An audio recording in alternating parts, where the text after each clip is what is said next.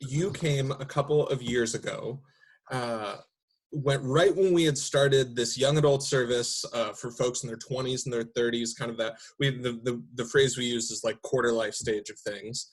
Sure. It's kind of a smaller group amidst a very large church. And you came and did a house show. We opened your like house show tour. You've done a bunch of different types of tours, but you had this was specifically one kind of traversing around. You had never been to Des Moines before, and we had a great time. It was super fun. Yeah, we had a bunch of people show up, and it was great. And then that service has continued on in a bunch of different forms. And as we've kind of explored different ways to do things during the pandemic, one of the things that we've done in the past are these things called pop-up classes, where we'll have somebody come in and talk about something they're either an expert in or passionate about. I think that you hit the Venn diagram of those things when it comes to being not just a songwriter, but like a creative person. You know, you are married to a very talented artist, and it's just one of those things where I think that this will go up on the good old YouTubes and some of the platforms that we have, but this is just the first digital version of a pop-up class we've had, just in talking about kind of just your passion area and looking at what it looks like to be creative, maybe even especially in this specific time. And we can talk a little bit about how things got started for you, but for people who don't know you, people who weren't there at the house show, and how would you just go ahead and introduce yourself however you feel? Yeah, well, my name's John Mark Nelson. I'm a songwriter and music maker.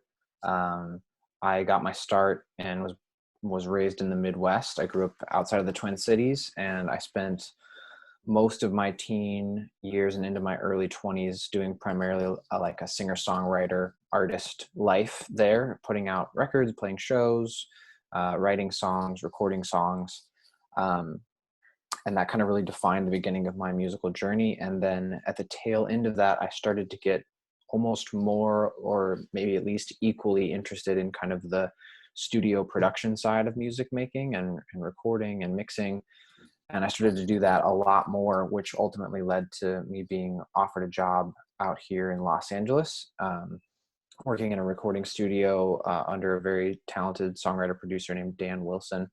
And I jumped at the opportunity because LA seemed like a great place to learn and grow and just expand my musical brain and my kind of life in general. And so that was last summer. So it's been almost a year since we moved from the Midwest to Los Angeles. And now out here in Los Angeles, I'm still writing my own songs, still putting out my own music, not doing as many shows or personal performances or tours, but I spend a lot of time in the recording studio, still record a lot of my own songs and put those out. And now I kind of maybe do almost more like 75% of like studio production side, maybe only 25% of artist kind of singer-songwriter side, where I used to kind of, those were probably flipped back in Minnesota. For sure. So overall, I'm a music maker, part songwriter, part producer, part engineer, raised in the Midwest, did an artist life out there, and then recently relocated to LA to try to do more studio production. Absolutely. That's me. Yeah. And so in looking at that kind of being your identity, there are a lot of people who like to do music earlier in life that have a passion about music and don't end up being a producer, songwriter in LA. When for you in kind of your journey of being musical, being creative, did you realize that this was it for you, that this was going to be something that you continued on with? It was really quite early. Oddly enough, I came into music and my love of music a little bit on the later side. I wasn't a kid that was in piano lessons at age 5. I wasn't, taking voice lessons. I was homeschooled, so I had kind of a unique experience where I didn't have as much access to music, whereas some kids are in elementary band or middle school band and stuff like that. And I didn't really get into music until I was maybe like 11 or 12.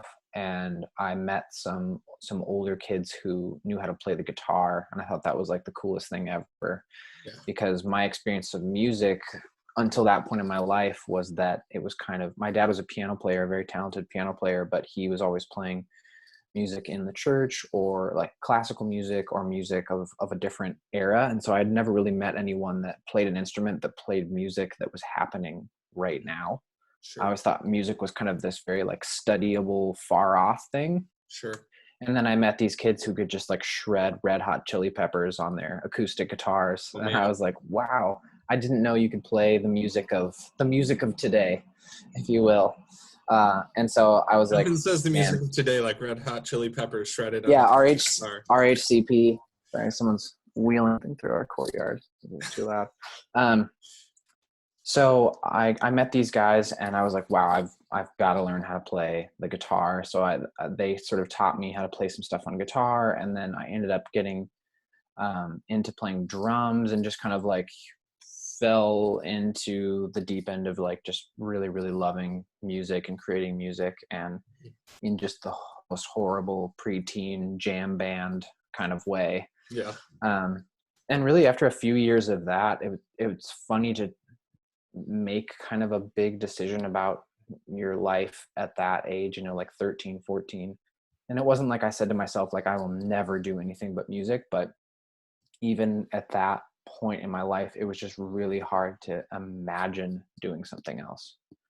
Like it wasn't for me like, oh, music is super fun, but if it doesn't pan out, I could always be, a car salesman or Sure. or something else. Like it just felt like, I guess this is probably what I'll do forever, because I just don't have an imagination for doing something else. For sure. And because my dad was a musician, he grew up in LA and was a piano player in LA. I think I was really lucky where that wasn't like that wasn't like a crazy claim, to be like, oh, my life's gonna hold music. It wasn't like I was in a family of doctors and they were like, Yeah. music. How are you supposed to make a living? Yeah, like the long line of Nelson lawyers, and then I decided to like play rock music. And no, it was just like my parents were like, oh yeah, music, we totally get that, that's part of our life too. Yeah, you So didn't I have to think take that, over Nelson and Nelson no, law I firm. didn't denounce the family business. Yeah. So I think that's like, it's not like maybe the most exciting answer. Like I had this one defining moment, Totally. or like, but it was just kind of, for me, it was like, I can't picture myself doing something else. For sure. Well, And still can't. yeah, and I think one thing that's interesting, I think, about your story is that you've found a lot of different ways to incorporate a lot of what you're passionate about doing and creating. I mean, John Mark and I met in Minnesota when I was in seminary, when I was in grad school. I was interning in a church community up there, and John Mark was the artist in residence there. So he was doing his own thing. He was leading worship at the church that I was in, and then would take a break to go tour and open for Tallest Man and a bunch of different places. And so it's just, maybe not what everyone pictures when they think of musician. They think, Yeah. drugs and rock and roll and touring around the country just nonstop. Right. But I think, you've found some really interesting different ways to do things, for sure.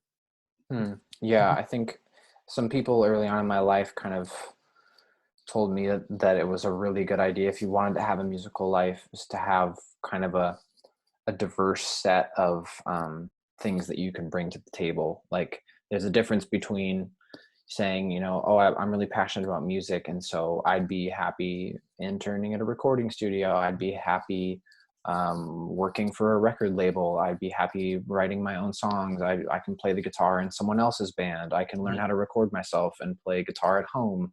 Mm-hmm. That is maybe a little bit more of a life that's easy to imagine than for someone saying like, I want to play the electric bass and I want to tour the world in a rock band. Like that's kind of like one path, and that path is possible. Mm-hmm. If we can ever go to concerts again, that path is possible. Right.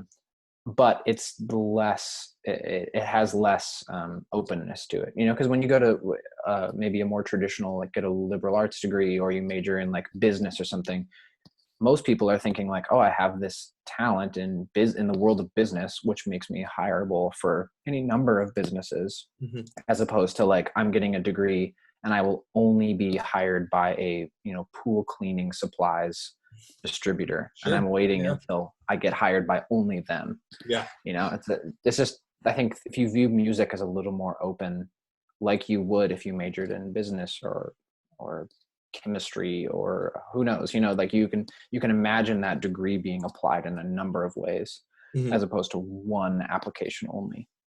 Yeah, absolutely. It's one of those things where it's like there's the dream, Sure. the thing that you imagine, but then there's also all of these different pieces of where you realize what you're actually passionate about, like what's the thing at the center of the thing that leads you Right. kind of to what you're passionate about doing. And I think um, it's interesting to see how that's manifested in your life. I think you and I have had conversations before, and I've heard um, that you've always had a really strong connection to place. Hmm. You played a lot of shows up. I don't even know. I wasn't aware of it when coming from Iowa and being in the Twin Cities. I didn't even know what that Lake Superior was a big deal. But the so for the people How listening from could you? Iowa, that Lake Superior is a big deal. I didn't know there was anything north of the Twin Cities besides Canada, but there is. But you had some great connections up in the Duluth area, playing around Lake Superior as well as the Twin Cities. That is Yeah. an area that I feel like, as I saw you kind of peripherally through different parts of your career, as we're adjacent, going through different Hmm. things in life. Hmm. You made a lot of really meaningful connections, and you have a pretty strong connection to place. What's it been like for somebody who is like definitely like passionate about Midwest things like Yeah. layers and snow and Yeah. Yeah. you relocating to Los Angeles? I can't believe it's been Yeah. like a year, right? But Yeah. It's um, wild. you relocate to Los Angeles. What's it like for being somebody connected to place? What's it like relocating to a place in the world where I've never lived in LA, never lived outside of Yeah. the Midwest, but I've been a Yeah. lot of different places, and Hmm. California is a really different place. Yeah. It is. It definitely is. Yeah, you're totally right. I think a lot of my music was super super informed by place, because I was creating that music, you know, in my young adulthood, but I also had my entire life narrative was based in that place as well. So I was writing from not just the present, but also a lot of memory. Mm-hmm. And so there's a lot of imagery in my early music about, you know, growing up, and the stuff that I could see around me, and the familiarity of places and memories and people. And it is very strange to kind of uproot and try to root in a new place. And I think how that's changed for me is one, I'm now in the business a bit more of helping people tell their stories in Mm-hmm. music, where I used to be mostly in the business of trying to tell my story through Mm-hmm. music. Now I'm, whether it's in my work at the recording studio or people hiring me outside of that, I'm now working primarily in a role where I'm trying to help people tell their stories. And so that's been kind of a natural transition where I don't feel like I need to write songs about like, I have no home, I have no place, I have no familiarity, because I'm mostly in the business now of helping people tell their stories. But when it comes to my own music, I think it's been an interesting and exciting challenge, and just something new to try to, being an artist who was pretty steeped in place, to try to write songs and write narratives that are outside of that, to try to think about, yes, this song about the lakes and the fields might really like hit home for people in Minnesota, but what are some things that might hit home for people in Minnesota and California? Or what are some aspects about my story that are more universal than place? So like the idea of uprooting and starting over Mm. is something that we all do in various ways in our life. And it doesn't matter necessarily that it was from the Midwest to California. It could have been from Alaska to the Mojave Desert. It could have been anywhere. Like, we all kind of have this resonance with the idea of like transition, starting over, moving on. So I think for me, maybe whereas place was kind of my home base for all my writing, now maybe I'm trying to think more about things that everyone walks through, universal human narratives. Mm. And it's definitely still, when you're inspired, write a song about what's familiar and or nostalgic or dear to you. But it's just a good opportunity to like change the narrative and try to expand it a bit. Yeah, there's shared commonalities between people in the Midwest and the West Coast. Go figure, right? Like, who would have Yeah, I known? know. It's almost like human experience is bigger than geographical features. It's blasphemy. Well, Yeah. but I think of you as somebody who has been really highly collaborative, just because, I mean, Hmm. if you look at the different kind of things that you've done, especially I feel like earlier in some of your work, there were a lot of orchestral arrangements. Yep. There were, while you play a lot of instruments, I'm assuming you didn't play every single orchestral No. instrument. And then, I mean, even coming to leading worship at a church, a lot of the people Mm-hmm. listening to this that are musicians, that's likely the way that they are continuing on their musical passion and getting to contribute, or kind of, you know, we're still waiting to be back in person as well, just like live Right. concerts, you know, but Right. I mean, that's highly collaborative in an interesting way, just with a cycling band of people. You have Absolutely. toured in with capacities in big bands and just solo and just duos, Yeah. and now with you producing, like, how for Mm-hmm. you is collaborative stuff, for just creative, for you being creative, how is that a little bit different in your creative process? Mm. I think that collaboration is absolutely vital, and that I think collaboration can fall under a pretty broad umbrella. Like, I think some people think of collaboration as like, you know, a clean 50-50. You brought this thing, I brought this thing, and now there's a new thing. Hmm. And it might not look like that for everyone. Like, collaboration could be, maybe you have a friend in your life that is just guaranteed to always find awesome new music Hmm. for you to listen to. Like, I have a few people in my life that they'll just like send me like, oh, I thought you'd like this record. And I'm like, how did you find this? Yeah, I can never find this cool stuff. Like, how do you yeah, always know where the cool music is? Or maybe you have a friend that in a conversation that's like, oh, did you know that, you know, such and such guitar company is putting out a new whatever. And you're like, well, I don't read the guitar forums. I wouldn't have yeah. known. Like, I don't know. I think basically what I'm trying to say is like, I generally operate under the assumption that I have a drastically small piece of a large puzzle. Mm.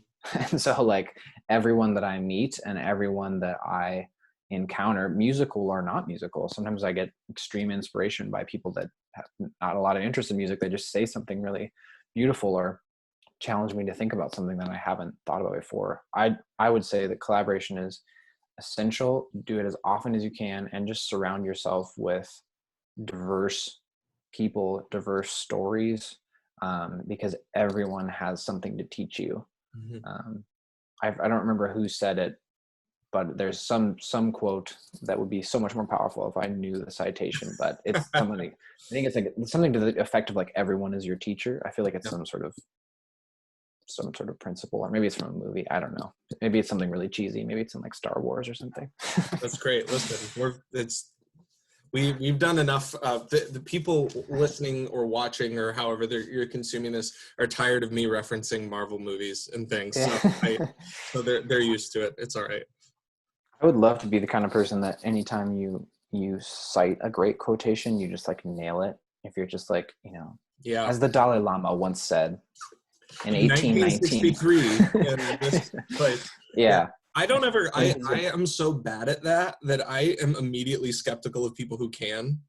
Like, I'm yeah. assuming that You're the, like, the you made that conversation up. was contrived to a certain Yeah. extent, that you had just like put that in there. So you, Hmm. if anything, have proved that this conversation is not scripted. So I Yeah. very much appreciate that.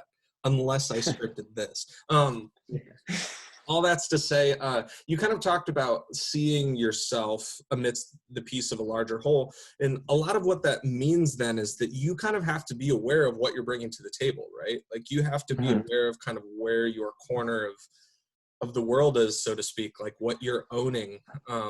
And so we've talked a lot at Revive, kind of doing some of the same teaching series as the rest of Hope as a church, but Mhm. a lot of it's really focused on kind of this quarter life stage of things, to talking about what it's like to exit this kind of nebulous world of like being a student and having immediate community in the form of school or shared interest groups, and then being thrust into like the adult world where all of a sudden you're supposed to know who you are and what you're contributing. And so finding your Yeah. voice, I feel like, is something that we're all trying to do regardless of what our profession is. So Yeah. for you, especially now, even especially now, as you collaborate so much with other people, that requires you to kind of know what you're bringing to the table. What does that look like for you? Like, how do you feel like you found your voice? What were some helpful things along the way, practice-wise or just step-wise? Yeah, absolutely. That's a good and challenging question, because I feel like in some ways throughout life that your role or your voice may not be static. Like it may not be Mm-hmm. like a name that is sort of stamped upon you and you're just kind of like, all right, this is what I've got. Like I think I would say a couple things. I think one, um, I feel like your role and your gifts are sort of like revealed to you and what brings you a lot of joy.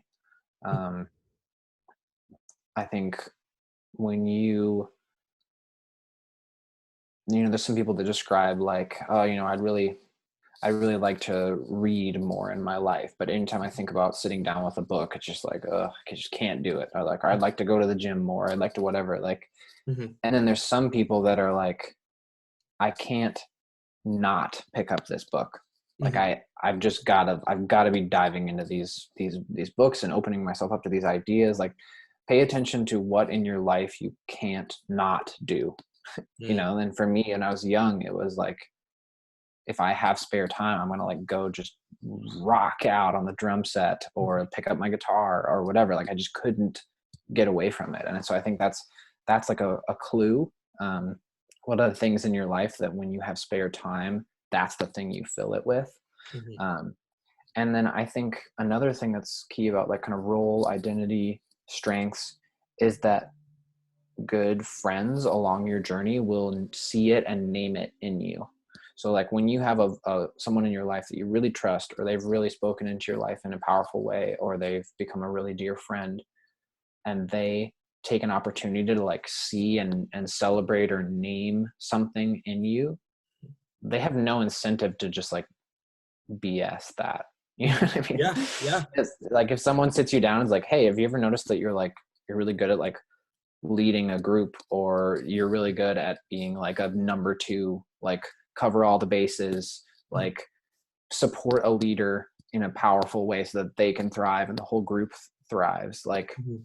I think there's just moments in our life where we start to get these little clues, and I think sometimes we'd like them to be extremely specific, Mm-hmm. like, hey, you're a great singer, you Yeah. should sing all the time. And it's like, well, that's nice too, but like maybe I think some of the things that maybe shape larger seasons of your life are more like character strengths and Mm-hmm. like dynamics within a community, Yeah. like a leader or an organizer, or someone who can inspire, or someone who can challenge, someone who can Mm-hmm. challenge the status quo or expand your mind. And so I think for me, some of the things that have started to happen, and I think it's what especially pushed me more into the production side. Certainly I've had people say about my songwriting, like, oh, that song's become a really important part of my life, and it spoke to this and this, and that's been so powerful for me. And I think I'm so honored when people share stuff like that, and so Mm-hmm. excited.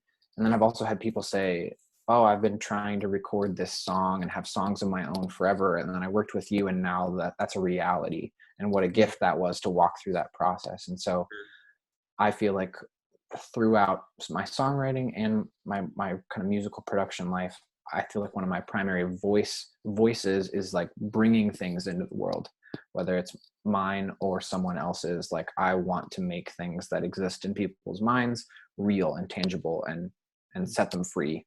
And so I feel like that was something that I discovered through the love of playing music, and then also just people along the way saying like, oh, thank you for this thing now being real, or thank you for walking with me and helping my thing become real. And so circling that all back, I think just pay attention to what you can't not do, Mm-hmm. which is a weird way to say that. That's probably a much All right, it more makes sense. thoughtful It way to makes say sense. that. And then pay attention to what people celebrate in you. I think it would be really hard to find people that would go out of their way to name something good about you if they didn't feel it or didn't mean it or thought you were actually good at something else. Like people, I don't know. So those are the two things. I feel like there's no tried and true path, and you may Sure. spend 10 years of your life doing something and wake up one day and you're like, oh, I think it's time to like pivot and change. And that's disorienting, but it's part of life. Yeah, absolutely. And what I'm hearing you say too is like, if there's somebody listening to this that's saying, man, like I don't know kind of where my voice is or kind of where my place is. What I'm hearing you say is the answer is not necessarily, and you can tell me I don't mean to put words in your mouth. It's not necessarily a try harder. It's listen better to some of the people in your life. And maybe both to people in your life who are going to call those things out, people that you trust in relationship, and listening well to, and kind of taking a zoomed out look of the ways that you spend your time. Like you said. Yeah. And I think we have this kind of preconceived notion that everyone's sort of like dialed into their exact life path. Like I think we sort of overpraise kind of like youth and career and like accomplishment so much, to the point that if someone's like, oh, I'm kind of in a season where I don't know what I'm really up to, that's like so anxiety producing and disorienting. And I think sometimes those seasons they're just part of the path. They're not pleasant, they're not fun, but they don't mean that you're necessarily doing something wrong. Yeah. Well, and we've talked we've talked at Revive before, you know, just some of the cultural differences and the way that that our generation and the generations below us are anticipated to make a living. Our career, our career, whatever you want to call that, the way that we make money and spend our time and roles that we fill within organizations on an average is 3 years max. And it's that is unheard of to generations in the past. And so instead of seeing that as a negative, or as us being flaky or as anything like that, I think what it's doing is kind of ushering a new identity of what career means, because we might be doing a lot of different things. So it kind of requires a greater sense of self. As we try to find what those things are. I mean, you and I both are two people who have had very different things that we've spent our time doing, and neither of us are very old. Right. And that like 3-year thing, I'm like, I think about it, I'm like, wow, that's like exactly true of my life. Like every 3 years, I'm like, yeah, it's time for something new. So the in 3 years, the we'll do numbers a don't follow-up lie. interview, and you're in like I'll be a carpenter. A moose hunter in the north. So pivoting a little bit then to, you're spending your time in LA, you moved out there for almost a year, and then this weird thing happens that's happening universally to all of us. It's affected the way that we're living our lives, regardless of whether we're living quote unquote creative existences as authors, songwriters, producers, artists, or accountants, actuaries, all of those things. It's difficult to have your home be your entire world. We talked at the beginning of this of where our work centers are in our house. For you, as somebody who is a creative person and just a person trying to stay sane, how has that looked for you? Is you mentioned LA square footage is at a minimum. So what does that look like for you in trying to maximize both creativity and sanity in the absence of space? Yeah. Wow. That's a cool question, because in some ways, that's been a part of particularly, I got married 4 years ago, and that's been a pretty defining thing about my story, especially post marriage, because my wife is also a creator full time. And she requires space to work, and so do I. And we're also two artists living on two artists' income, so we Mm-hmm. don't have like a, each get our own warehouse with all the gear we need. And so The synth warehouse is not available for you. yeah, I just can't have it right now, but Yep. later, of course. So I mean, we live in a 1-bedroom apartment in LA, and we basically have, in our room, part of it, I have my computer right now on my wife's desk, and it's got like drawers. She's a visual artist, so it's got drawers of markers and paper stuffed underneath the table, and like these little IKEA storage bins everywhere to try to like get everything she needs into a small little corner. And then you pivot over, and then there's our bed. Yeah. So it's like, that's one room of our 1-bedroom. And then we have a closet in that room, and inside that closet is like lined up against the wall a few of my guitars, like a microphone hanging from the ceiling, and like a teeny little like child's desk from IKEA. And so all within the square footage that a normal person might dedicate to clothing and just a place to sleep is 2 full-time workspaces and a bed and all of our clothing. You're not a tall So person, like the child's desk. yeah, Yeah. it's pretty amazing.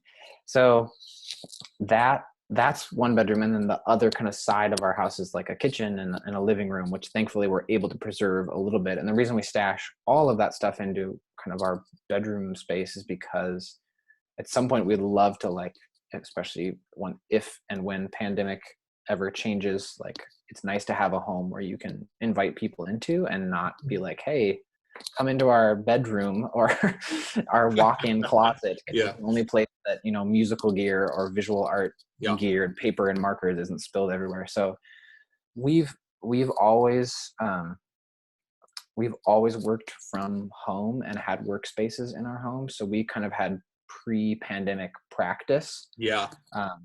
But when I first moved out to LA, I was working Monday through Friday in a recording studio, Mm. 8 hours a day. And so that was the first time that we had spent a significant part of the weekdays apart creating. And then 2 months ago, the studio closed and I got sent home, and I've been working remotely for the studio. So we're kind of back to that full time in the apartment, working in both of our spaces. And so I think because we spent the first 3 years of our marriage both working from home, both having workspaces in the home, this pandemic hasn't quite been the like, what does life look like? How is this possibly going to work? Because it is basically how the first 3 years of our marriage looked. Yeah. But we've always kind of had this motto of like, I mean, I think basically 90% of the artist's life is doing a lot with a little.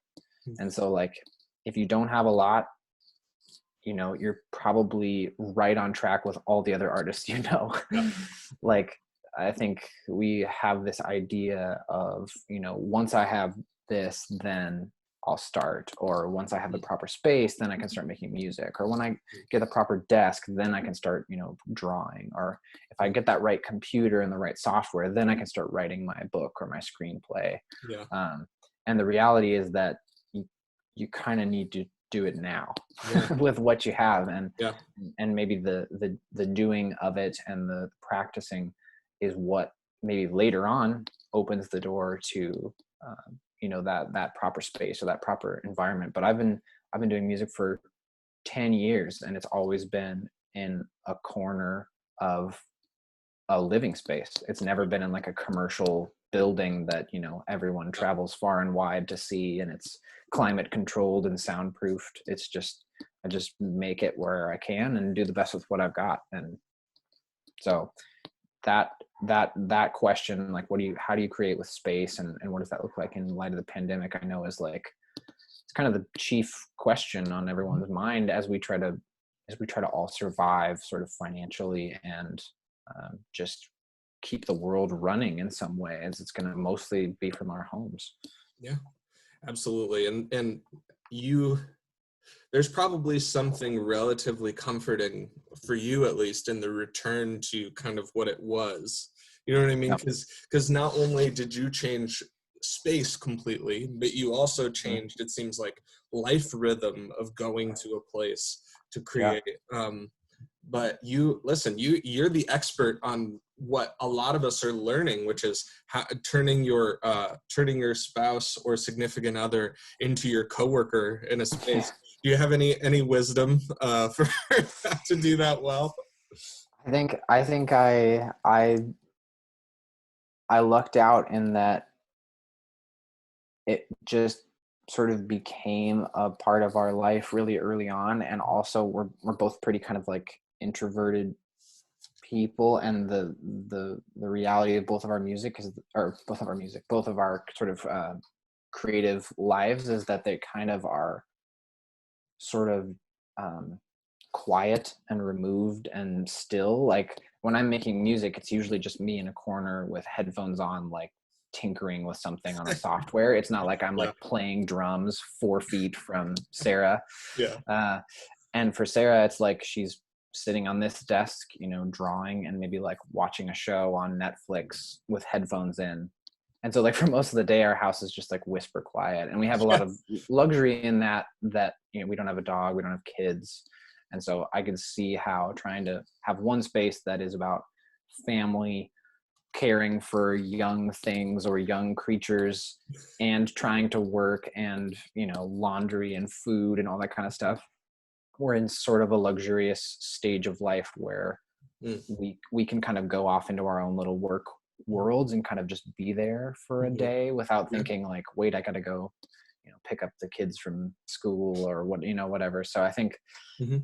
it's not a lot of great advice per se, more like just feel lucky that it looks like it does for For us. sure. Well, and a lot of people listening to this will be in a similar stage where maybe they don't have kids quite yet. Maybe even that they don't have, maybe they're just straight up alone, which is its own challenge. Yeah. But what I'm hearing you say, though, I think is maybe that you and Sarah both have the ability to kind of really focus on what you're doing, or allow yourself Mm. to be present in the creative process of what you're doing. Like, Yeah. you both enjoy what you do, obviously, but Yeah. being able to just kind of be there, and you're not having to, I'm going to assume, you can correct me if I'm wrong, but like you don't have the news ticker up next to the mix that you're working on. Like No. you're not being too all concerned about, or all consuming with the news feed. Yeah, I think there's a time and place for that. Like I try to stay pretty informed as a person, and also know that there's just like you need to carve out space in the day. So like maybe you start your day catching up on what's going on in the world, Mhm. or seeing what, you know, people are talking about or what the latest is, and then maybe you say, okay, I'm going to do that for 30 minutes or an hour and talk about it with whoever. Maybe I'm going Mhm. to spend some time making calls or catching up with people, and then I'm going to, you know, go silent for a couple hours and just Mm. try to focus on something. And Yeah, that is maybe sort of a unique gift of this time. And I don't try to say that this time is full of gifts, but it totally. maybe one interesting aspect is like Mhm. sort of everyone knows where you are at all times, and everyone knows you don't really have anything going on. So Yeah. it's okay, I think, to just be like, I'm kind of going off the grid, but you know exactly where I am and you know what I'm doing, you know. Like if you need to get a hold of me, I'm most likely at home, you know. So it's Absolutely. going to be okay if we don't talk for a couple hours, you know. Absolutely. Well, and so you've mentioned kind of like giving yourself the permission to do the thing right now, even if it's not perfect, and you hinted Yeah. at some of these things. Maybe just like as we kind of wrap up, as far as people wanting to create during this time. I mean, we're all Yeah. at home. There are plenty of us who are not producers and songwriters in LA, and yet have the guitar in the Yeah. corner. We have you have the art supplies, you have the idea that one time for that one, whatever it happens to be, Yeah. the screenplay. I feel like a lot of people, there's been, at least I've heard from folks, there's been this desire to create, there's Yeah. been this desire to like be creative in the absence of being able to go out, in the absence of concerts, in the absence of Yep. all of these different things. But I feel like there's also kind of this tension of like, well, I'm not good at that, or like, that's Right. not my quote unquote thing. What advice would you have for people who are actuaries by day, who are accountants by day, who are, insurance salesmen by day, but they want to make something meaningful? Yeah. Well, I think first of all, how do you define meaningful? Yeah. Like if it brings you joy, then it's meaningful. Hmm. If your goal is to like on your first try create something viral and successful and it changes your life forever, that's a tall order to fill. But like if you're like, hey, I'm an accountant by day and I play the guitar, then play the guitar. Yeah. Like, and my question to you is, if not now, when? Right. Like when the world turns upside down and you're forced to stay home all the time and you're still like, meh, I probably better not. Like it's not going to happen. It's Yeah. not going to happen. I'm sorry. But I can't speak, too much into what it looks like to kind of dip a toe in the water in maybe visual arts or writing or writing a screenplay or something like that. But in music, if you have an instrument or if you sing, the barrier to making something and cataloging something has never been lower. Mm-hmm. And I'm not saying like you should instantly start publishing your work for all of the internet, but I am saying if you have a modern day cell phone, it probably can record you. Mm-hmm. On iPhone, you have voice memos. I don't know what that equivalent is on other phones, but I'm sure there's like a quick recording note option. You could start by saying, hey, I've written a couple songs, or I just like to play the guitar, and tonight I'm going to sit and play for 10 minutes and just record it and write the date on it and remember that during the world global pandemic, I sat and played guitar for 10 minutes. Or if you 5 years ago wrote a song in your journal and you've never recorded it, like make a voice memo of it, and then you have it. You don't have to put it on YouTube. You don't have to record it professionally. I say this all the time and people don't believe it, but the microphone on an iPhone is so good. It is so ridiculously good that all the time in my work here in LA, stuff recorded on iPhones makes the final recording. Like you could be listening to something on the radio and a piano riff comes in, might be recorded on an iPhone. Extremely likely, because an artist might be at their house and like, oh, what if it went like this? They send it to a producer and they're like, that's great. Yeah, we don't have to re-record it. Yeah, that's great. Yeah, like it's awesome. Like so. And if you want to take it one step further, if you have a Mac laptop or any type of Apple computer, you've got free recording software on there. You've got GarageBand, which is like super fun, and you can get into that. And also, if you're home and you have any type of internet access, you can learn everything in the world for free. Yeah. Like that is the insanity of the internet. Like I think people are always like, I'd like to learn this, but I'd have to take a class and I'm like, nope, it's all there Lies. for free. It's just like the really slow Matrix. Yeah. So if you're interested in learning how to record or write a song, like literally just type the word how to write a song into your web browser and you'll get like a million articles and videos and everything. It's all free. Yeah. I think people have a lot of barriers up in their mind, or they play the guitar and they know 3 chords and they're like, oh, I'd love to learn how to play a Beatles song or this song that we sing at church. Mm-hmm. Search that on the internet and you will know it in 10 minutes. Absolutely. And so like, just don't be afraid to expand your horizon. And also like it can happen in the most micro investment stage. Like you can say, I'm going to do this for 10 minutes once a week. That is so little time. That is a fraction of the time we spend just scrolling through our phones, learning nothing. Right. Just mindlessly scrolling through information. If you took a tiny fraction of that every day or every week or every month, you could learn something new easily in a month or 2. Absolutely.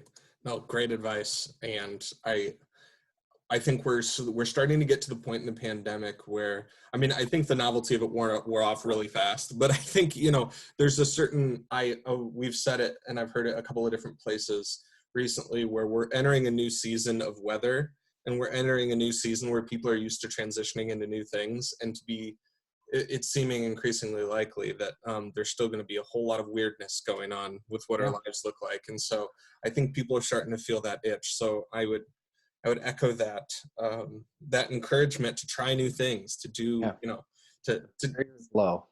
What's that? The barrier is very low. So low. Yeah. Like nothing's stopping you. If you're, the reality is, if you're consuming this somehow, this conversation, you don't have the barrier. Yeah, the barrier is gone. The barrier is gone. Yeah. Well, John Mark, thank you so much for your time. It's always good to see you from a selfish perspective, but I'm so glad that things are going well for you in LA. Blessings to you and Sarah and everything. Yeah. And I will look forward to hearing more things from you soon. And is there anything that you have coming up that you'd like, anything that you're particularly excited about that you've been working on? Yeah, I mean, because the world has slowed dramatically, a lot of things that I was working on, especially in my work at the studio, all got postponed because, you know, a lot of the artists that are coming into the studio I work at are putting out songs in a very, very strategic way. So they might say, oh, I'm going to, you know, debut this song immediately followed by a great hometown show here at, you know, the Troubadour in LA, or I'm going to kick off this song right as my video comes out, which then immediately follows a tour, and all of that stuff is just sort of canceled. So I think it's kind of a 50-50 split of artists saying, hey, everyone's at home, everyone's on their phones, it's actually a good time to put out music. Yeah. People are like, what am I going to do with my day in life? Or some people are saying, you know what, I'm going to just wait and kind of see what happens and hit this all at once. So there's a couple really cool things that I'm excited about that got delayed. But I think the main thing that I'm always excited about is that the artist that I work for, Dan Wilson, puts out pretty much a song every month. And since I've worked at the studio, I've become really, really heavily involved in those songs. And so each time he rolls out one of those, he just put out one called The Real Question, which is super fun to be involved in. He's got a great song called Super Fan, which is hilarious and awesome. And those have just kind of become one of the primary aspects of my job, is because a lot of artists aren't coming to the studio and music isn't coming out a ton, as I'm just working a ton with Dan. So anything that he's up to. He also does a thing on his social media where he gives like short sort of, he calls it music and words in 6 seconds. And it's basically just like teeny little fragments of just advice. Like he'll be like, you want to know if your song is good? Show it to someone. Do they like it? Then it's good. You know, it's like done. That's your advice for today. So he's a great resource. And but yeah, anything that he does, and I'm also going to try to put out a bunch more of my own music this year, and that's kind of, I think, will keep me busy. Awesome. Well, best of luck to you and all that. I hope that you get to enjoy the LA sunshine that we definitely do not have here in LA currently. So best of luck to you, man, and thank you so much for the time. Cool. Thanks. Good to talk to you, Chris. I'll talk to you very soon. Awesome. We'll see you later. Bye. Bye.